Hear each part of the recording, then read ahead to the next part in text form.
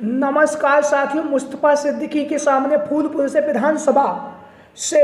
भाजपा ने उतारा अपना प्रत्याशी। जी हाँ, आज बात करेंगे फूलपुर की विधानसभा सीट को लेकर, जो लगातार उत्तर प्रदेश के राजनीतिक गलियारों में लगातार चर्चाओं का केंद्र बिंदु बनी हुई है। जहां पर आप लोगों को पता है 10 विधानसभा सीटों पर उपचुनाव होने जा रहा है और समाजवादी पार्टी के मुखिया अखिलेश यादव जी के द्वारा पीडीए की जो भावना है उस भावना को आगे बढ़ाते हुए अखिलेश यादव लगातार विधानसभा उपचुनाव को लेकर काफ़ी ज़्यादा सक्रिय है। और सक्रियता होने के साथ ही साथ अखिलेश यादव जी के द्वारा जहां पर पहले विधानसभा के प्रभारियों का 6 सीटों पर नाम का ऐलान किया गया, उसके बाद अखिलेश यादव जी के द्वारा 6 सीटों पर विधानसभा पर जहां पर विधानसभा के प्रभारियों का ऐलान किया गया था, तो विधानसभा के प्रभारियों ने 10 से 15 दिन में अपनी विधानसभा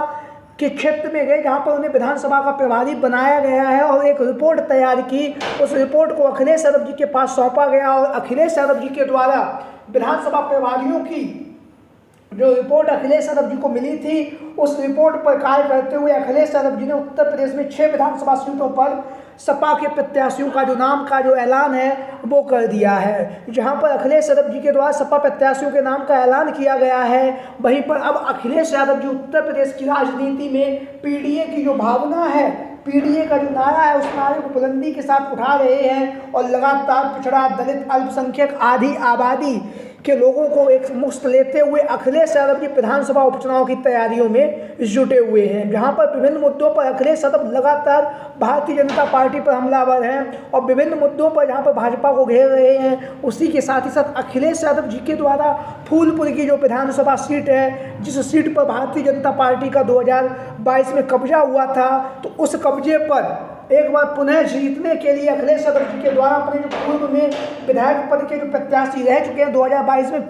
में फूलपुर की विधानसभा सीट से मुस्तफा सिद्दीकी पर भरोसा जताया गया और मुस्तफा सिद्दीकी को फूलपुर की विधानसभा सीट से सपा ने जहां पर अपना एक बार पुनः प्रत्याशी बनाया है, वहीं पर मुस्तफा सिद्दीकी के द्वारा लगातार चुनाव प्रचार का जो बिगुल है वो फूंक दिया गया है और लगातार मुस्तफा सिद्दीकी जनसंपर्क कर रहे हैं, लगातार लोगों के बीच में और जनता के बीच में पहुंचकर मजबूती के साथ समाजवादी पार्टी का जो प्रचार प्रसार है वो मुस्तफा सिद्दीकी के द्वारा किया जा रहा है। 2022 की विधानसभा के चुनाव में भी मुस्तफा सिद्दीकी ने जो है फूलपुर की विधानसभा सीट पर बेहतरीन और शानदार प्रदर्शन किया और कहीं ना कहीं 2000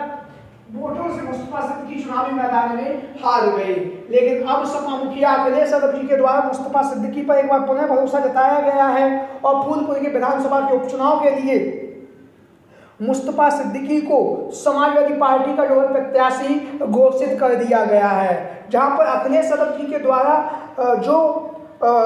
फूलपुर की विधानसभा सीट है वहां से मुस्तफा सिद्दीकी को चुनावी मैदान में उतारा गया है, वहीं पर भारतीय जनता पार्टी ने जिस तरह से 2022 के विधानसभा के चुनाव में फूलपुर की विधानसभा सीट पर शानदार जीत हासिल की थी और कहीं ना कहीं फूलपुर की विधानसभा सीट है वो सीट जहां पर विधानसभा का उपचुनाव होने जा रहा है, भारतीय जनता पार्टी का यहां पर कब्जा था। 2022 के विधानसभा के चुनाव में भारतीय जनता पार्टी की तरफ से यहां से प्रवीण पटेल चुनावी मैदान में उतरे थे। प्रवीण पटेल जहां पर चुनावी मैदान में उतरे थे वहीं पर उन्होंने बेहतरीन और शानदार प्रदर्शन करते हुए फूलपुर की जो विधानसभा सीट है यहाँ से जीत भी हासिल की थी। जहाँ पर जो है प्रवीण पटेल के द्वारा जो फूलपुर की जो अब विधानसभा सीट है यहाँ पर जो जीत हासिल की गई, उसके बाद अब विधानसभा का उपचुनाव होने जा रहा है और लोकसभा के चुनाव में प्रवीण पटेल को फूलपुर की लोकसभा सीट से भाजपा ने चुनावी मैदान में उतारा और वह 3 से 4 हजार वोटों से फूलपुर के सांसद बने और फूलपुर के सांसद बनने के बाद उन्होंने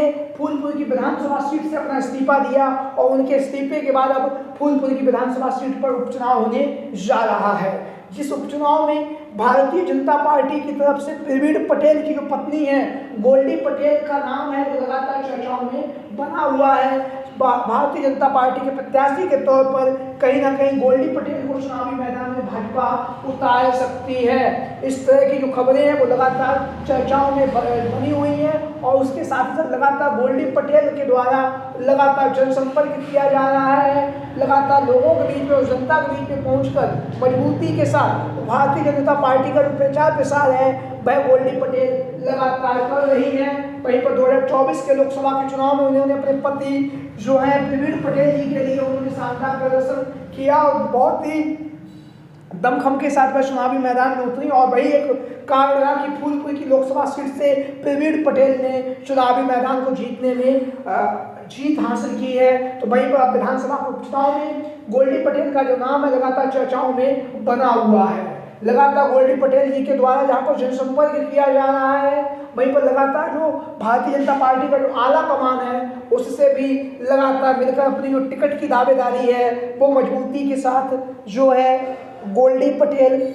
जो है अपनी टिकट की दावेदारी को पेश कर रही है। वहीं पर यहाँ पर एक सर्वे हुआ था, उस सर्वे में यहाँ से भारतीय जनता पार्टी के प्रत्याशी के तौर पर अपना दल सोनेलाल के जो राष्ट्रीय महासचिव हैं, जैसा कि आप लोग इन तस्वीरों में देख रहे हैं, नागेंद्र पटेल को जनता ने भाजपा के प्रत्याशी के तौर पर जो है पसंद किया है। नागेंद्र पटेल पहले समाजवादी पार्टी में शामिल हुआ करते थे, अंतिम समय पर विधानसभा के चुनाव से पहले सपा को छोड़कर भाजपा में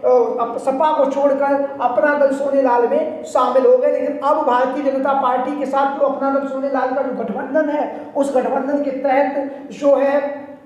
भारतीय जनता पार्टी के सिंबल पर फूलपुर की जो